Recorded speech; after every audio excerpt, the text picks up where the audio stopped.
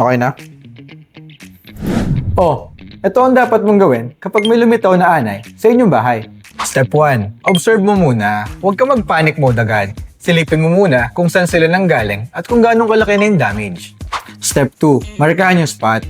Pwedeng masking tape, chalk, or marker. Kahit simpleng guhit lang para pagdating ng pest control expert, klaro kung saan nakita.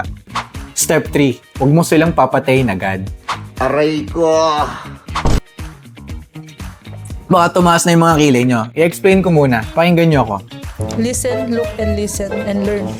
Kasi, pag inespiran nyo nasa ibabaw lang o dinurog nyo yung nakita nyo lang, hindi matatamaan yung buong colony. Ang ending, mas kakalat lang sila. Lilipat sila na ibang lugar na lalo mas magpapalala ng infestation.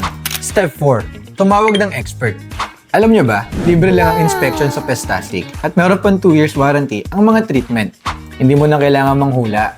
Ang Pestastic na ang bahala. Mga kampes, nagtatrabaho ang mga anay ng 24/7. Walang amoy, walang ingay. Kadalasan, huli na kapag nakita mo na yung damage. Sayang naman ng mga bahay nyo kung sisirain lang ng anay. Kung may nakita ka ng sign ng anay, comment inspection below para matawagan agad ng Team Pestastic. Ayos ba?